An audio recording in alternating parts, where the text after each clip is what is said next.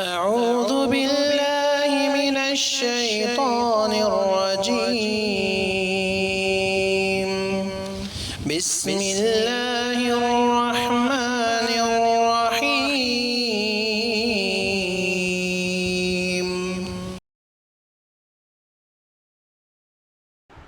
بسم الله الرحمن الرحيم.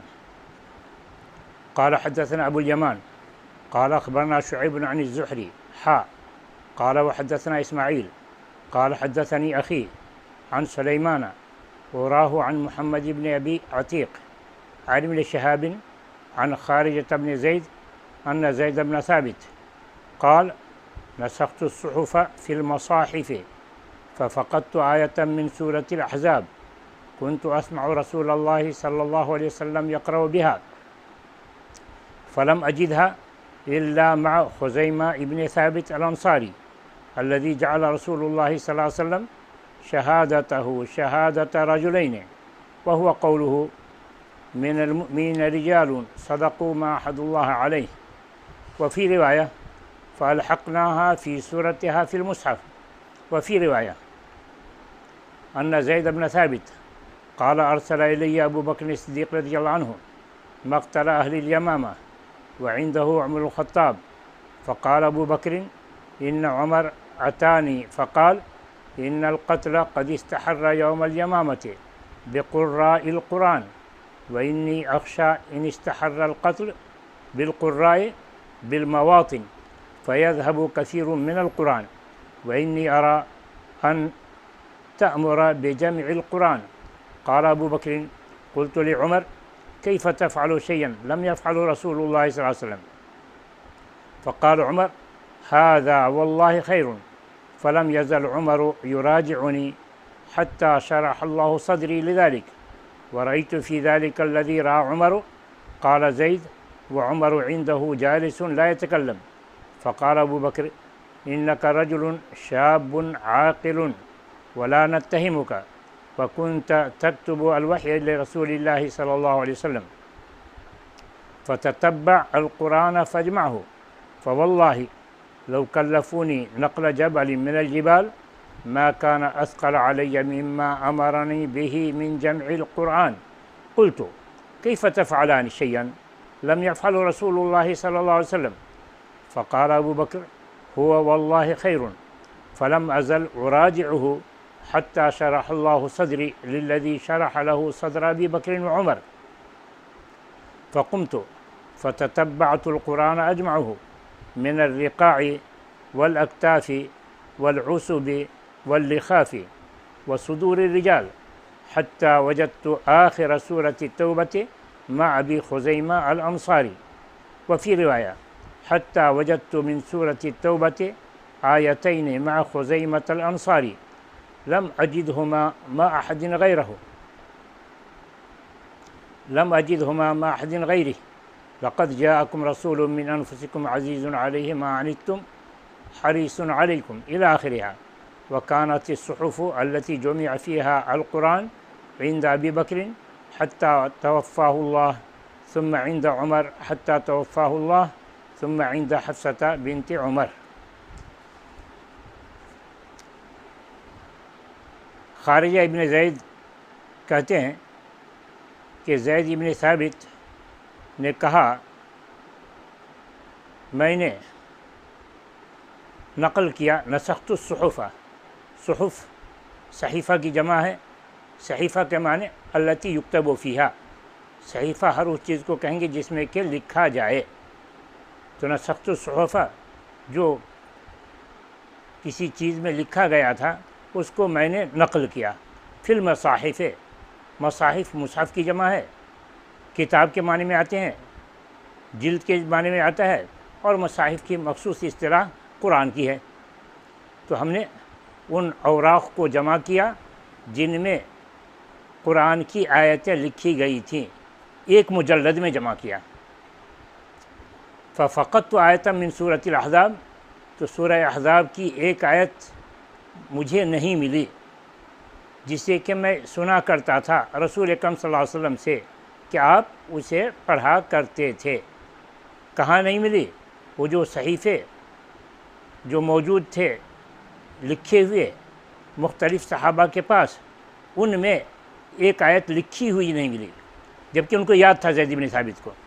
کہنے فلم اجدھا الا مع خزیمہ ابن ثابت، ہمیں وہ آیت نہیں ملی مگر خزیمہ ابن ثابت کے پاس.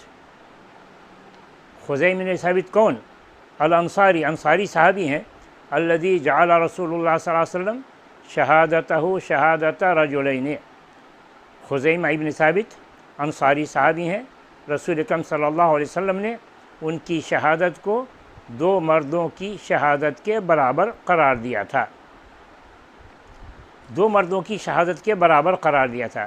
کس وجہ سے؟ خزیمہ ابن ثابت الانصاری تنہا، مگر ان کی شہادت دو کے برابر کیوں کر دی گئی تھی؟ کیوں رسول اکرم صلی اللہ علیہ وسلم نے دو کے برابر کیا؟ دو کے برابر کیا کہ ایک مرتبہ رسول اکرم صلی اللہ علیہ وسلم نے ایک دیہاتی سے اونٹ خریدا. راستے میں چلتے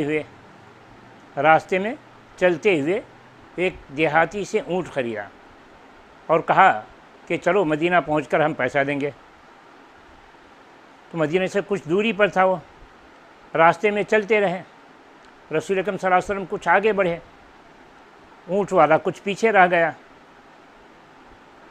گزرنے والوں میں سے لوگوں نے اس سے اونٹ کی قیمت پوچھی تو اس سے وہ مول بھاؤ کرنے لگا. تو دیہاتی نے رسول اکرم صلی اللہ علیہ وسلم کو آواز دی کہ اگر لینا ہے تو لو ورنہ میں بیچ دیتا ہوں. رسول اکرم صلی اللہ علیہ وسلم نے کہا میں تو خرید چکا ہوں. دیہاتی نے انکار کیا، کہا میں نے نہیں بیچا ہے آپ کو. رسول اکرم صلی اللہ علیہ وسلم نے کہا نہیں میں تو خرید چکا ہوں، بس پیسہ دینے کی بات ہے جو آگے دیں گے. دیہاتی انکار کرتا رہا. پھر پوچھا تمہارا گواہ کون ہے؟ اب یہ رسول اکرم صلی اللہ علیہ وسلم نے ان سے خریدا تھا، اس دیہاتی سے خریدا تھا، گواہ کوئی نہیں تھا. اب وہ مطالبہ کرا کہ گواہ لاؤ تب تو تمہاری بیع ہوگی، تمہاری خریداری رہے گی، ورنہ نہیں. خزیمہ بن ثابت وہاں موجود تھے. جب دیکھا کہ دیہاتی گواہی طلب کر رہا ہے اور رسول اکرم صلی اللہ علیہ وسلم کے ساتھ وہاں کوئی موجود نہیں تھے، تو آگے بڑھ کر خزیمہ بن ثابت نے گواہی دی کہ میں گواہی دیتا ہوں کہ رسول اللہ صلی اللہ علیہ وسلم نے خریدا ہے. رسول اکرم صلی اللہ علیہ وسلم نے اس سے پوچھا کہ تم کیسے گواہی دے رہے ہو جبکہ تم وہاں تو موجود نہیں تھے، تو پھر کیسے گواہی دے رہے ہو میرے بارے کہ میں نے خریدا ہے؟ تو کہا یہ تصدیق کا، ہم آپ کی تصدیق کرتے ہیں، ہم آپ پر ایمان رکھتے ہیں اور ہم یقین رکھتے ہیں کہ آپ جو کچھ کہیں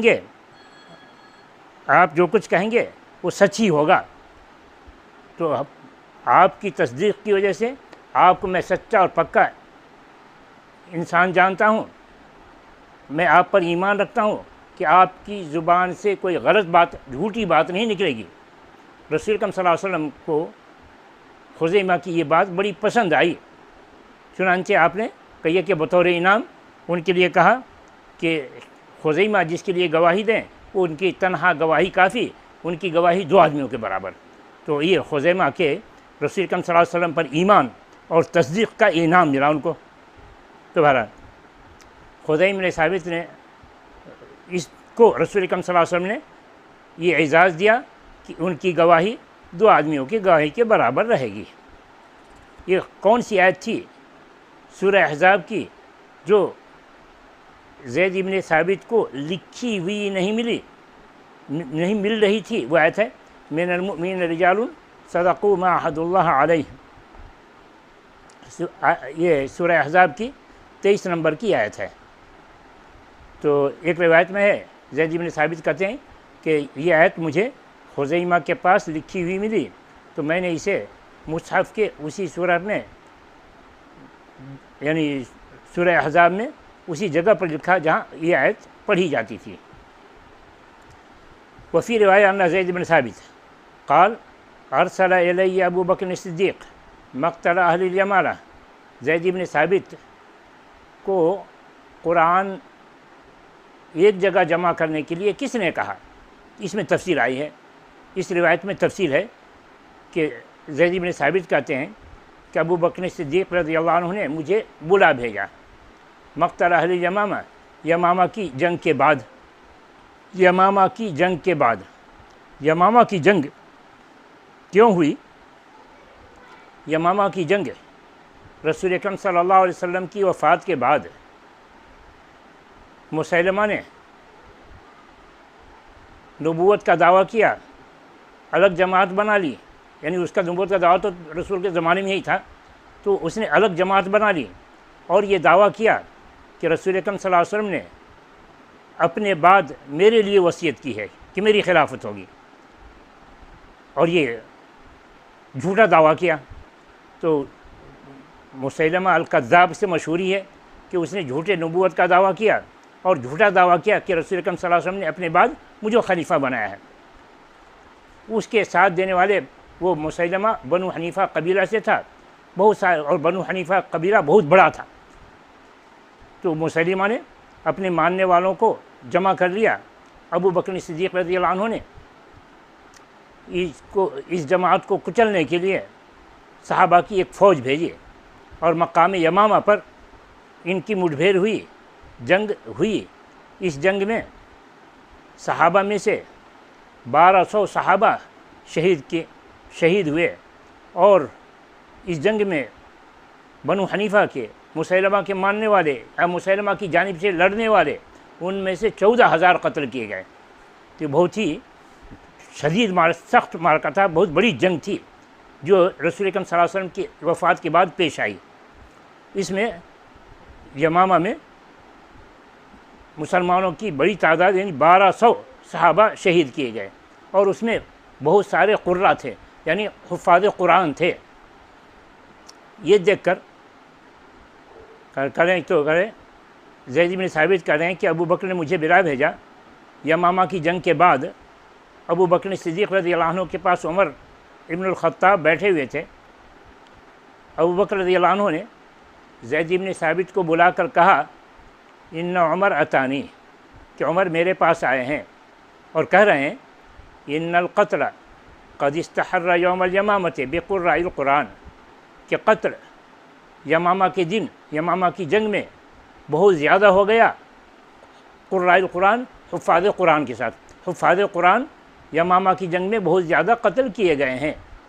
وَإِنِّي أَخْشَىٰ إِنِ اسْتَحَرَّ الْقَتْلُ بِالْقُرَّاءِ بِالْمَوَاطِنِ، مجھے ڈر ہے، مجھے اندیشہ ہے کہ اگر قتل اسی طرح سے زیادہ ہوتا رہا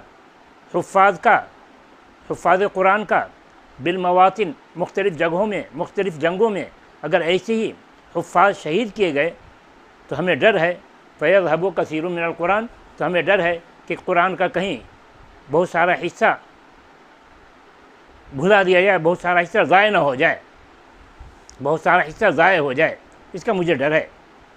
وَإِنِّي أَرَىٰ أَن تَأْمُرَ بِجَمْعِ الْقُرْآنِ، میری رائے ہے کہ آپ قرآن جمع کرنے کا حکم دیجئے، قرآن کو جمع کروائیے کہ ان قراء کے، ان حفاظ کے انتقال سے قرآن کا کچھ حصہ ضائع نہ ہو جائے۔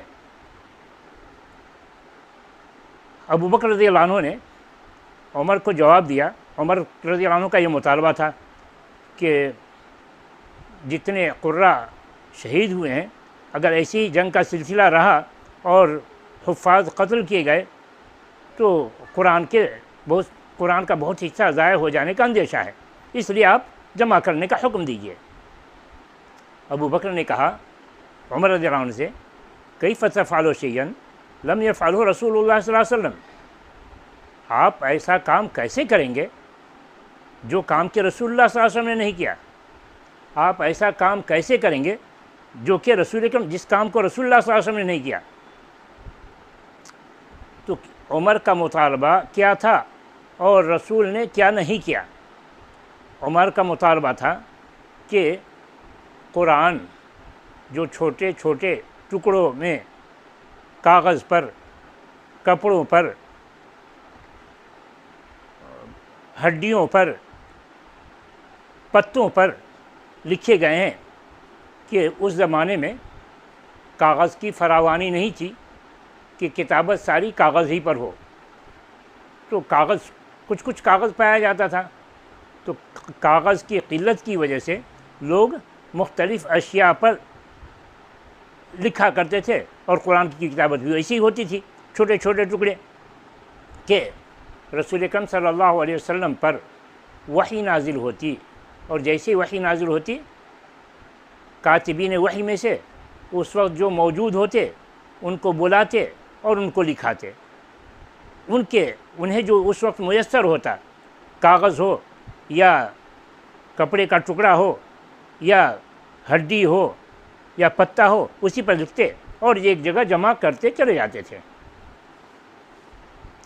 تو مطالبہ کس کا تھا کہ یہ مختلف صحابہ کے پاس کاتبین وحی متعدد تھے، مختلف اوقات میں جو ملتے انہی کے پاس لکھا دیا جاتا، اور وہ ٹکڑا ان کے پاس جمع رہتا، تو اس طریقے سے قرآن ایک جگہ، ساری آیتیں ایک جمع لکھی ہوئی نہیں تھی مختلف چیزوں پر اور مختلف صحابہ کے پاس۔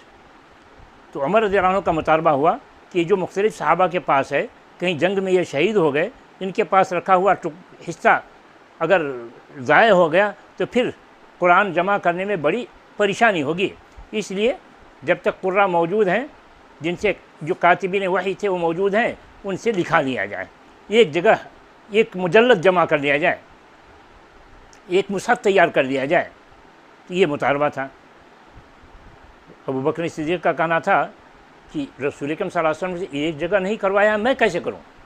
آپ نے تو مختلف صحابوں کو لکھوایا اور ان کے پاس یہ ٹکڑا موجود ہے، میں کیسے یہ کام کروں؟ تو عمر رضی اللہ عنہ نے کہا ھذا واللہ خیر، میں جس کو کہہ رہا ہوں، میں جس چیز کا مطالبہ کر رہا ہوں اسی میں خیر ہے، بہتری ہے اس میں کہ قرآن کی حفاظت کر لی جائے۔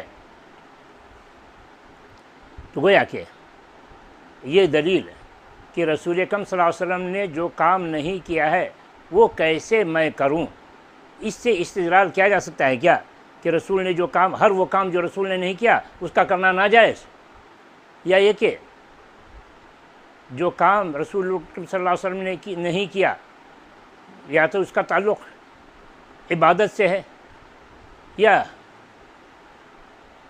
عبادت کے مقابلے میں معاملات سے ہے۔ اگر عبادت سے تو عبادت تو امر تعبدی ہے، عبادت میں اضافہ جائز نہیں، اور اگر اس کا تعلق عبادت سے نہیں ہے، دوسرے سے معاملات سے ہے، دنیاوی امور سے ہے، جیسے کہ یہ جمع کرنا، تو یہ عبادت توقیفی ہوا کرتی ہے۔ اس کے علاوہ جو کام مصلحت پر مبنی ہے اس کے سلسلے میں یہ دیکھا جائے گا، عبادت ایک توقیفی ہے، اس میں اضافہ نہیں ہوگا۔ عبادت سے ہٹ کر جو معاملات ہیں اس میں یہ دیکھا جائے گا کہ اس کام میں مصلحت خیر کس قدر ہے اور مصلحت شر کس قدر ہے، یعنی اس کام کی کرنے سے کتنا فائدہ ہوگا اور نہ کرنے سے کتنا نقصان ہوگا۔ تو مصلحت میں یہی چیز دیکھی جاتی ہے کہ فلاں مصلحت کی بنیاد پر کوئی کام کیا جائے تو فائدہ کتنا، نقصان کتنا۔ اگر فائدہ غالب ہو تو اس کو کیا جائے گا، نقصان غالب ہو تو اس کو چھوڑ دیا جائے گا۔ تو یہ تھا کہ رسول اکرم صلی اللہ علیہ وسلم نے قرآن کو ایک جگہ جمع نہیں کیا ہے، اب آپ ایک جگہ جمع کرنا چاہتے ہیں تو اس میں فائدہ کتنا ہے، نقصان کتنا ہے۔ تو نقصان کا کوئی پہلو نظر نہیں آیا، فائدے کا پہلو یہ نظر آیا کہ اس کی حفاظت کر لی جائے گی، اگر ایسا نہیں کرتے ہیں تو الٹا نقصان ہوگا، ایسا نہیں کرتے ہیں۔ تو کہا فلم یزل عمر یراجعنی حتی شرع اللہ صدری لذلک، ابو بکر کہہ رہے ہیں کہ عمر مجھے بار بار کہتے رہے یہاں تک کہ اللہ تبارک و تعالیٰ نے میرے سینوں کو کھول دیا اس کام کے لیے، یہاں تک کہ اللہ تعالیٰ نے میرے سینے کو کھول دیا اس کام کے لیے۔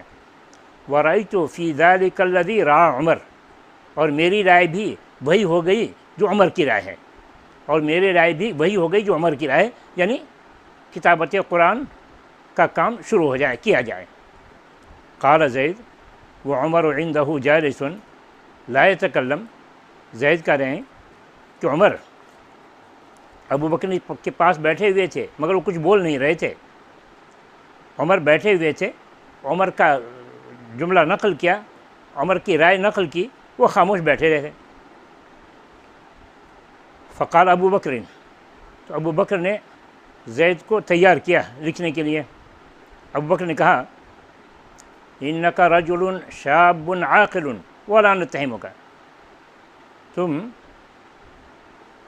نوجوان مرد ہو، عقل مند ہو، ہم تمہارے بارے میں بری رائے نہیں رکھتے، ہم تمہاری بارے میں اچھی رائے رکھتے ہیں۔ ولا نتہمک، ہم تمہارے بارے میں بری رائے نہیں رکھتے بلکہ اچھی رائے رکھتے ہیں۔ وکنت تکتب الوحی لرسول اللہ صلی اللہ علیہ وسلم، اور تم رسول اکرم صلی اللہ علیہ وسلم کی وحی کو لکھا کرتے تھے۔ رسول اکرم صلی اللہ علیہ وسلم پر جو وحی نازل ہوتی تو جن لوگوں کو رسول اکرم صلی اللہ علیہ وسلم بلا کر لکھواتے تھے ان میں سے تم بھی ہو، تو تمہیں کہ قرآن کی کتابت کا تجربہ حاصل ہے، اس لیے فتتبع القرآن فاجمعہ، قرآن کو تلاش کر کے ایک جگہ جمع کرو۔ زید بن ثابت کہتے ہیں فواللہ لو کلفونی نقل جبل من الجبال ما کان اثقل علی مما امرنی بہ، کہ قسم ہے اللہ کی، اگر مجھے پہاڑ میں سے کوئی پہاڑ ایک جگہ سے دوسری جگہ منتقل کرنے کے لیے کہا جاتا تو میرے لیے اتنا بوجھ نہیں ہوتا جتنا کہ اس حکم سے مجھے بوجھ محسوس ہو رہا تھا کہ قرآن کو جمع کیا جائے۔ تو بڑا ہی بوجھل کام تھا یہ میرے لیے کہ پہاڑ کو ادھر سے ادھر منتقل کرنا میرے لیے آسان، مگر قرآن کو جمع کرنا اس سے زیادہ مشکل میرے لیے تھا۔ پھر زید بن ثابت نے وہی اسکال پیش کیا جو ابو بکر نے عمر سے کہا تھا کہ قلتو، زید بن ثابت کہتے ہیں قلتو کیف تفعلان شیئا لم یفعلہ رسول اللہ صلی اللہ علیہ وسلم، آپ دونوں کیسے متفق ہو گئے ہیں قرآن یکجا کرنے پر، قرآن کو ایک جگہ لکھنے پر کیسے متفق ہو گئے ہیں جبکہ رسول نے ایسا نہیں کیا، یکجا نہیں کیا۔ فقال ابو بکر ہو واللہ خیر، تو جو جملہ عمر ابو بکر سے کہا کرتے تھے وہی جملہ ابو بکر زید سے کہہ رہے ہیں کہ ایسا کرنا مصلحت کا تقاضا ہے کہ ایسا کیا جائے، اس میں خیر ہے، اس میں بھلائی ہے۔ فلم ازل اراجعہ حتی شرح اللہ صدری، تم زید بن ثابت کہتے ہیں میں بار بار یہ کہتا رہا کیسے آپ لوگ یہ کام کریں گے جو رسول نے نہیں کیا، اور ابو بکر صدیق یہی کہتے رہے ہو اللہ خیر، کہ اسی میں بھلائی ہے۔ تو زید بن ثابت کہتے ہیں میں بار بار کہتا رہا کہ کیسے آپ کریں گے، یہاں تک کہ اللہ تعالیٰ نے میرے سینے کو کھول دیا، جس کام کے لیے اللہ تعالیٰ نے ابو بکر و عمر کے سینے کو کھولا کہ مصحف کا ایک جگہ جمع کر لیا جانا، قرآن کی کتابت ایک جگہ ہو جانا، یہ بہتر ہے امت کے لیے۔ چنانچہ زید بن ثابت نے کام شروع کیا۔ فقمت فتتبعت القرآن اجمعہ، تو کہتے ہیں میں قرآن جمع کرنے لگا۔ کہاں کہاں سے جمع کیا؟ میں نے کسی کے پاس رقع یعنی کپڑے کے ٹکڑے تھے، اس سے کسی کے پاس اکتاف، کتف کی جمع ہے، کندھے کی ہڈی ذرا چوڑی ہوتی ہے تو کندھے کی ہڈی، اس سے والعصب، عصب کھجور کے پتے، لخاف بھی اسی کو کہتے ہیں، تو کھجور کے پتے، ہڈی، رقع، کپڑوں کے ٹکڑے، وہ صدور الرجال، اور لوگوں کے سینوں سے، یعنی حفاظ سے بھی پوچھ کر کے جمع کیا۔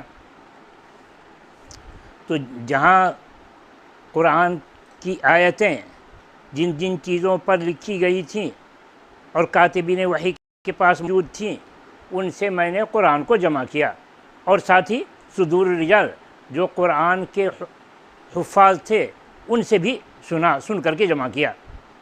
تو کتابت اور حفظ دونوں کو ساتھ لے کر کے قرآن کی ترتیب دی، قرآن کو مرتب کیا گیا۔ حتی وجدت آخر سورۃ توبہ مع ابی خزیبۃ الانصاری، یہاں تک کہ سورہ توبہ کا آخری حصہ، سورہ توبہ کی آخری آیت ابو خزیبہ الانصاری کے پاس ہمیں ملی۔ ہمیں ملی۔ وفی روایہ حتی وجدت من سورۃ التوبہ آیتین ما خزیمۃ الانصاری، ایک روایت میں ہے کہ سورہ توبہ کی آخری 2 آیتیں خزیمہ الانصاری کے پاس ملیں۔ تو یہ ایک روایت میں ہے سورہ توبہ کا آخری حصہ ابو خزیمہ کے پاس، اور ایک روایت میں ہے خزیمہ الانصاری کے پاس۔ دونوں میں کیا راجح ہے؟ دونوں میں کیا راجح ہے؟ آیا توبہ کا آخری حصہ ابو خزیمہ کے پاس تھا یا خزیمہ الانصاری کے پاس تھا؟ ابن حجر رحمہ اللہ کہتے ہیں والارجح ان الذي وجد معه آخر سورۃ التوبہ ابو خزیمہ بالکنیۃ، کہ رائے راجح اس سلسلے میں یہ ہے کہ سورہ توبہ کی آخری آیتیں ابو خزیمہ کے پاس ملی۔ والذی وجد معه الآیت من الاحزاب خزیمہ، سورہ احزاب کی آیت خزیمہ کے پاس اور سورہ توبہ کی آیت ابو خزیمہ کے پاس ملی۔ تو یہ ابن حجر متعدد روایتوں کو جمع کرتے ہوئے اس نتیجے پر پہنچے ہیں کہ سورہ توبہ کی آخری آیت ابو خزیمہ کے پاس تھی اور سورہ احزاب کی آیت خزیمہ کے پاس تھی۔ حتی قد لم اجدہما ما احد غیرہ، کہ یہ دونوں آیتیں ہمیں خزیمہ کے پاس ہی ملی۔ وہ دونوں آیتیں کیا تھیں؟ لقد جاءکم رسول من انفسکم عزیز علیہ ما عنتم حریص علیکم الی آخرہا، وکانت الصحف التي جمع فيها القرآن عند ابی بکر، تو صحیفے جس میں کہ قرآن جمع کیا گیا، یعنی جب قرآن ایک جگہ اکٹھا کر لیا گیا، قرآن کی ساری آیتیں اکٹھا کر لی گئیں اور قرآن مرتب ہو گیا، مجلد ہو گیا، مصحف کی شکل اختیار کر گیا، تو یہ مصحف کی شکل اختیار کرنے کے بعد یہ مجموعہ کہاں رکھا گیا؟ ابو بکر صدیق رضی اللہ عنہ کے پاس، حتیٰ توفاہ اللہ، یہاں تو یہ مجموعہ ابو بکر صدیق کے رضی اللہ عنہ کے پاس رہا ان کی وفات تک۔ ثم عند عمر، ابو بکر رضی اللہ عنہ کی وفات کے بعد عمر رضی اللہ عنہ کو منتقل ہوا ان کی وفات تک۔ پھر عمر رضی اللہ عنہ کی وفات کے بعد حفصہ بنت عمر، حفصہ جو کہ امہات المؤمنین میں سے ہیں اور عمر رضی اللہ عنہ کی بیٹی ہیں، ان کے پاس منتقل ہوا۔ تو یہ حدیث ہے اور اس کا ترجمہ ہوا۔ اس کے بعد اس حدیث سے کیا دروس حاصل، کیا سبق حاصل ہوتا ہے، یہ انشاءاللہ کل بتایا جائے گا۔